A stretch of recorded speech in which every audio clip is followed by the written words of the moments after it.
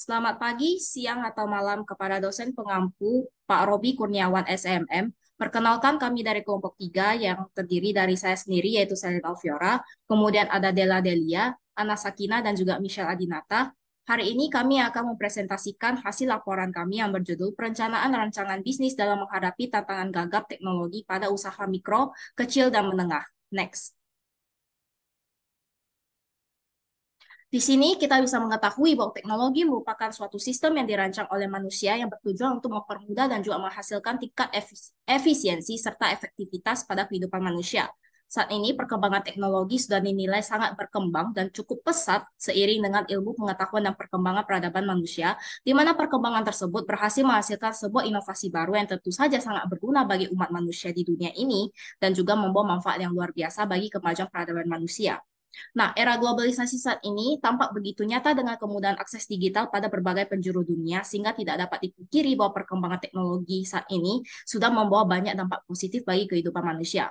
Hal tersebut bisa dilihat dari kemajuan transportasi dan juga komunikasi hingga perubahan cara manusia bekerja. Nah, penguasaan teknologi saat ini juga menjadi salah satu alasan kemajuan suatu negara, yang di mana negara bisa dikatakan maju kalau sudah memiliki tingkat penguasaan teknologi yang tinggi. Oleh karena itu, perkembangan teknologi sangat dibutuhkan pada setiap negara karena perkembangan teknologi berdampak besar pada perubahan kebiasaan manusia, termasuk dalam pola berbisnis. Dan di era teknologi sekarang ini, bisnis baru muncul sebagai inovasi dari pemasaran konvensional yang bergeser ke pemasaran modern menggunakan media digital, di mana proses jual beli konvensional yang mengharuskan penjual dan pembeli harus bertatap muka kini sudah bisa mengganti menjadi media digital sehingga menghasilkan tren pemasaran yang baru. Nah, bisnis online juga merupakan aktivitas jual beli online dijalankan melalui media internet, yang dimana seluruh aktivitas bisnis kayak jual beli, layanan konsumen, marketing, dan sebagainya bisa dilakukan secara online. Dengan bisnis online hanya cukup dilakukan dengan membuat website, media sosial, atau marketplace saja tanpa perlu membuka toko secara offline. Selain itu, bisnis online juga bisa mempermudah pembeli untuk mendapatkan produk yang mereka butuhkan, terutama dalam hal bertransaksi yang dimana masa kini pelanggan itu udah bisa bayar pakai metode transaksi online yang dimana mencakup jual beli online dan juga menyediakan layanan secara online. Nah, memiliki bisnis online juga merupakan impian bagi kebanyakan orang, yang dimana khususnya di zaman yang serba digital seperti sekarang ini. Akibatnya semakin banyak juga perusahaan yang menggunakan pemasaran digital untuk mencapai target pasar. Ditambah sekarang digital marketing itu sudah memberikan dampak positif pada penjualan dan juga bantu mempercepat memenuhi target pasar perusahaan. Misalnya dengan melakukan promosi pada medsos sebagai peluang pemasaran. Hal ini dikarenakan target pelanggannya itu lebih mudah dan juga luas, informasi pelanggannya detail, efisien, dan efektif, brandnya juga cepat viral, bisnis juga jadi terarah dan dinamis. Tapi sayangnya nggak semua orang tahu apa saja bisnis online untuk pemula yang berpeluang untuk menghasilkan banyak keuntungan. Hal ini dikarenakan masih banyaknya pelaku usaha, termasuk pelaku UMKM yang memiliki penguasaan teknologi yang cukup rendah. Hal tersebut biasanya juga disebut sebagai gagap teknologi atau gaptek. Hal ini menyebabkan banyaknya pelaku UMKM yang masih nyaman dengan toko konvensional daripada beralih melakukan pemasaran dan penjualan secara online. Salah satu penyebab pelaku UMKM yang memilih untuk berjualan secara offline adalah karena melakukan pendaftaran online yang masih dirasa cukup rumit. Kendala tersebut juga merupakan salah satu penyebab dari gagap teknologi karena ketidaktahuan dirinya untuk melakukan pendaftaran, sehingga merasa bahwa berjualan secara online itu merupakan suatu hal yang meribetkan. Next.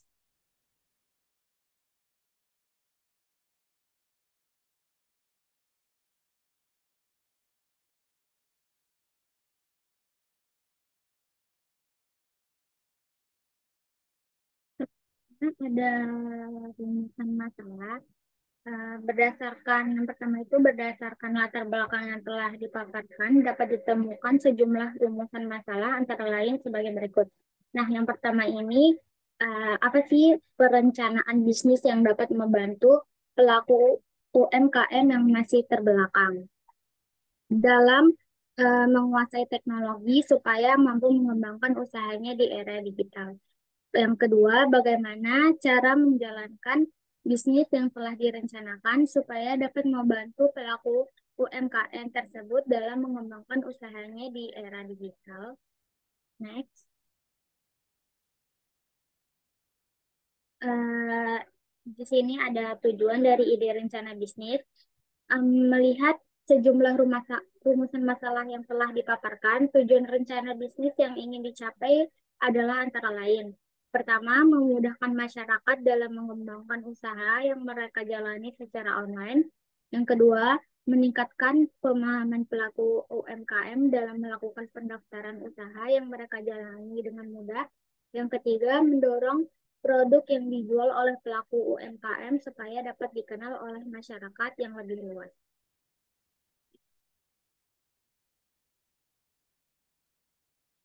Lalu di sini ada manfaat dari ide rencana bisnis berdasarkan tujuan dari ide rencana bisnis yang telah dipaparkan. Maka hal tersebut juga dapat berkaitan dengan manfaat yang akan disampaikan antara lain, pertama, membantu masyarakat dalam menjangkau aspek pasar yang lebih luas dan mudah. Kedua, meningkatkan aspek pendapat pelaku UMKM dengan bergabung pada rencana bisnis yang akan dijalani. Yang terakhir, menciptakan berbagai saluran penjualan secara online yang dapat menguntungkan pelaku UMKM sekaligus pemerintah.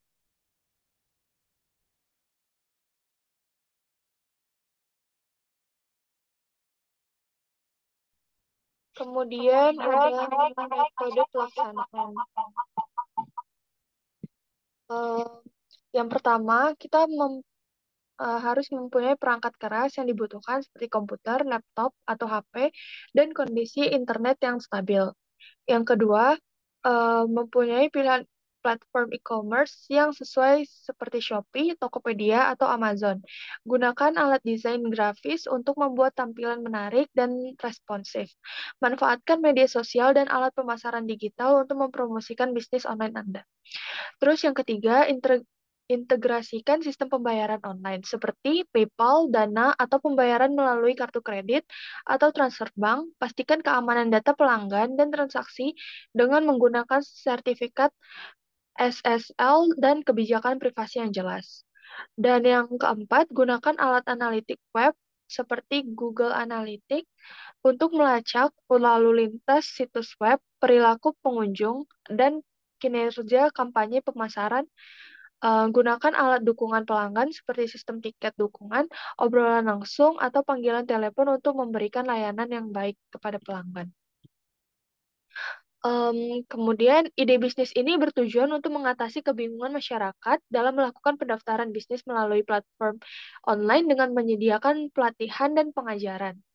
Konsep bisnis ini mengintegrasikan berbagai saluran bisnis ke dalam satu platform, memungkinkan staf untuk menjawab semua pertanyaan dari klien dalam satu halaman. Keunggulan bisnis ini adalah memperkenalkan produk dan jasa klien melalui pendaftaran pada platform tersebut sehingga klien dapat menjual produk dan jasa mereka kepada konsumen dalam skala besar. Nah, berikut merupakan gambar logo ide bisnis yang akan dijalani dan masih akan direvisi ke depannya sebagai pembaharuan usaha. Logo kami bertuliskan Starby yang dimana mempunyai arti starting bisnis. Selanjutnya ada rencana pelaksanaan.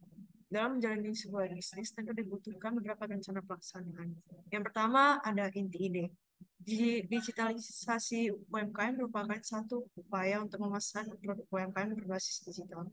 Dengan mengadopsi teknologi digital dalam operasional dan pemasaran UMKM, dapat meningkatkan efisiensi, produktivitas, dan daya saing. Begitu pula efisiensi produktivitas yang meningkat dengan adanya campur tangan teknologi yang membantu operasional UMKM dalam pengelola pesanan dan pembayaran. Oleh karena itu, UMKM yang tidak memanfaatkan teknologi digital dapat kehilangan kesempatan untuk memperluas pasar dan kembangkan penjualan maupun daya saing. Kedua, ada manfaat dalam mengatasi isu sosial dan lingkungan. Dengan adanya berbagai platform online, bisa melacak transaksi order dan bukti pembayaran dengan lebih cepat dan mudah. Selain itu, komunikasi dengan konsumen juga semakin dimudahkan dengan adanya berbagai platform dan fitur yang tersedia seperti DM dan kolom komentar Instagram, email, live chat, dan sebagainya. Untuk mengatasi isu gagap teknologi membutuhkan pelatihan dan juga beradaptasi dalam perubahan teknologi yang terus-menerus terjadi. Yang ketiga ada poin unik dari ide bisnis. Memasarkan bisnis UMKM membutuhkan biaya dan tenaga yang lebih banyak, seperti membagikan brosur atau beriklan di radio atau televisi. Namun sekarang ada begitu banyak platform online yang bisa dimanfaatkan untuk memasarkan bisnis UMKM, mulai dari iklan online, website, media sosial, dan banyak lagi. di mana dalam pelatihan ini mengajarkan para pengguna cara untuk menggunakan website ataupun aplikasi dan memesan barang secara online.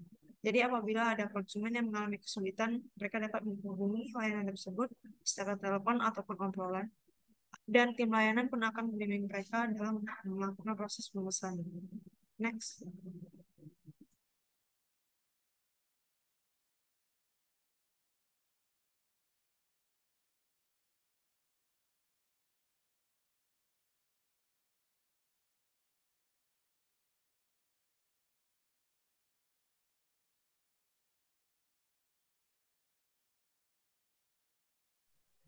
Oke, selanjutnya strategi yang akan dihadapi pada konsep bisnis yang dijelaskan ini itu kan udah dijelaskan, yaitu berupaya untuk meningkatkan pengalaman pelanggan dengan memanfaatkan berbagai saluran media komunikasi, melaksanakan pendaftaran bisnis, memudahkan konsumen dalam menemukan informasi mengenai suatu produk dan jasa, mempermudah interaksi antar sesama dalam tahap awal menjalani suatu bisnis, dan merespon keluhan dan permintaan klien secara efektif. Terus dia menyediakan pelatihan dan pengajaran online terkait pendaftaran bisnis serta memperkenalkan produk yang dijualnya setelah pendaftaran untuk menjangkau lebih banyak konsumen.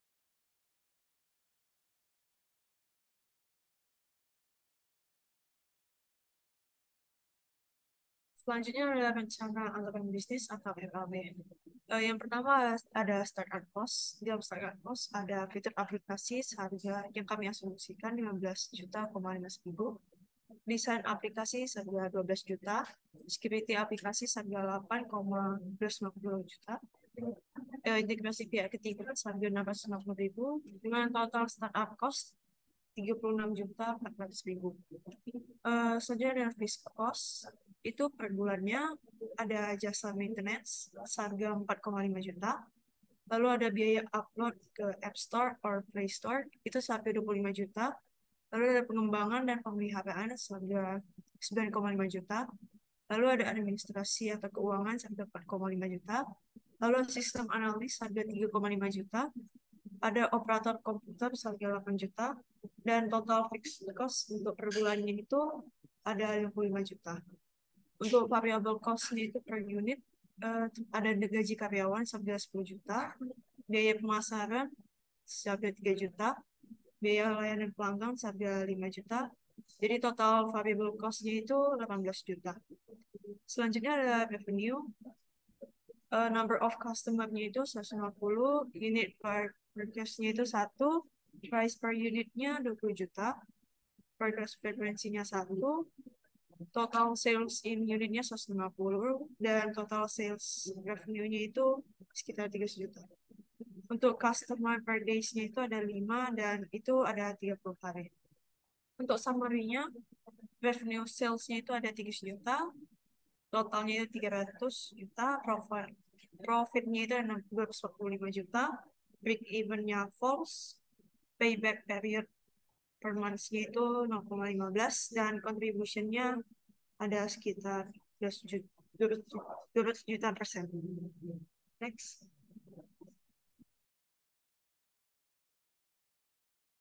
Baik, sekarang saya akan menjelaskan mengenai keberlanjutan rencana bisnis. Nah, bisa diketahui bahwa perkembangan teknologi itu sudah memasuki ranah digital untuk membuat perubahan dalam bisnis, di mana salah satunya adalah dengan pemasaran online, sehingga pengembang bisnis itu bisa berusaha untuk memudahkan pekerjaan marketing untuk memasarkan produknya secara digital. Dengan adanya konsep Starby, maka seorang pengembang bisnis bisa mencoba untuk mendaftarkan usaha yang dijalaninya, serta memasarkan produk yang dijualnya dalam ide bisnis Starby yang ada. Konsep bisnis ini tentunya dapat memberikan pengalaman terbaik kepada semua pengguna secara pelanggan, terutama bagi masyarakat yang gagap teknologi dan tidak paham tentang pemasaran digital, karena bisa mendapatkan tutorial dan pengalaman dalam melaksanakan pemasaran secara online. Selain itu, konsep bisnis tersebut juga dapat menjadi sebuah solusi dalam meningkatkan bisnis. Sebagai contoh, setelah seseorang melakukan pendaftaran pada konsep bisnis Starby, orang itu bisa melakukan pengisian data bisnis dan hal lainnya yang berkaitan dengan bisnis yang dijalaninya. Selain itu, juga bisa melakukan pemasaran produk pada konsep bisnis yang ada dan dihubungkan dengan platform atau website. Dalam hal ini, pelanggan juga bisa membeli produk tersebut, bisa melalui website toko online tersebut dengan mengetahui secara detail produk pakaian atau hal yang lainnya yang diinginkan, termasuk deskripsi produk yang tersedia di toko. Adapun konsep bisnis yang ada juga bisa menerapkan berbagai macam sistem pembayaran hingga sistem COD. Dalam hal ini, pembeli bisa langsung melakukan transaksi, sedangkan bagi penjual itu bisa langsung mengetahui produk mana yang akan dibeli oleh pelanggan dan melakukan pengiriman. Next. Hal ini tentunya sudah termasuk dalam salah satu sumber dana yang dapat diperoleh dari konsep bisnis yang ada dengan adanya pembagian presentasi omset. Selain itu, sumber dana juga bisa didapatkan melalui jasa kirim dikelola oleh konsep bisnis, biaya pendaftaran yang dilakukan oleh pelanggan, biaya iklan dari penjual, biaya administrasi dari fitur gratis ongkir, hingga pemasaran kemitraan. Next. Walau begitu, konsep bisnis yang ada tentunya akan menghasilkan berbagai tantangan yang harus diantisipasi supaya mendapatkan langkah yang harus diambil supaya bisnisnya itu bisa berjalan lancar dan mendapatkan keuntungan yang maksimal. Antara lain yang pertama adalah terjadinya hit and run, di mana seorang pelanggan biasanya itu terkesan sangat bersemangat menanyakan produk tertentu melalui chat, bahkan juga meminta menjelaskan total belanjaan dan meminta kirim nomor rekening untuk transfer.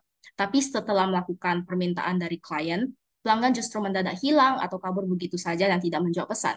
Nah, agar tidak terjadinya hit and run, perlunya membuat aturan yang jelas, tegas, dan pastikan aturan tersebut itu nggak bermakna ganda.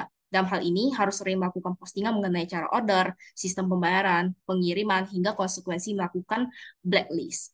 Kemudian yang kedua, kerugian atau penipuan, di mana berbagai bentuk kerugian dan penipuan itu bisa terjadi dalam suatu bisnis, yang di mana bisnis online itu punya resiko yang lebih tinggi dan lebih rawan terjadinya penipuan karena proses transaksi antara penjual dan pembeli itu berlangsung secara daring tanpa adanya pertemuan secara langsung. Dalam hal ini, sebagai pemilik bisnis harus sangat waspada dan jangan mudah percaya dengan pelanggan. Penipuan itu bisa dihindari dengan memastikan dan meminta data diri dari pelanggan dengan memiliki data tersebut, maka bisa dengan mudah melacak pelanggan yang bersangkutan dan melaporkan mereka ke pihak yang berwajib apabila terjadi suatu penipuan yang tidak diinginkan dari si klien atau di toko tersebut. Kemudian yang ketiga adalah akses tidak sah, di mana jika pihak yang tidak berwenang mengakses file penting perusahaan, maka sejumlah besar data itu bisa hilang.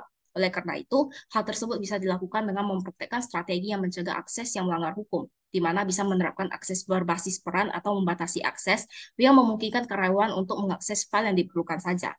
Kemudian yang keempat adalah pelanggaran keamanan online, yang dimana selama menjalankan bisnis di internet, bisnis akan rentan terhadap serangan dunia maya dan pelanggaran keamanan, yang dimana yang paling umum itu termasuk peretasan situs web, phishing, dan layanan web yang tidak terlindungi. Oleh karena itu, keamanan situs webnya itu harus sangat kuat dengan terus memperbaharunya setiap saat, seperti 1 bulan beberapa kali melakukan pemeriksaan situs keamanan, dan selama beberapa bulan itu akan melakukan pembaharuan situs keamanan. Kemudian yang kelima adalah eksploitasi kerentanan, di mana sangat beresiko jika perusahaan itu mengalami kerentanan jaringan karena adanya aktor jahat yang siap untuk mengambil keuntungan. Dalam hal ini selalu dapat mencegahnya dengan memperbaharui plugin, SaaS, dan perangkat lunak lainnya. Next. Jadi kesimpulannya, perkembangan teknologi dalam era globalisasi memberikan dampak positif bagi kehidupan manusia. Bisnis online atau e-commerce memberikan kemudahan dan efisiensi bagi pelaku bisnis dan konsumen. Meskipun demikian, masih banyak UMKM yang kesulitan menguasai teknologi dan beralih ke bisnis online. Dalam menghadapi tantangan ini, diperlukan pendidikan, pelatihan, dukungan pemerintah, dan fasilitas yang memudahkan proses pendaftaran dan pengembangan bisnis online tersebut. Dengan memanfaatkan konsep bisnis online, UMKM dapat memperluas jangkauan dan mengembangkan usaha mereka.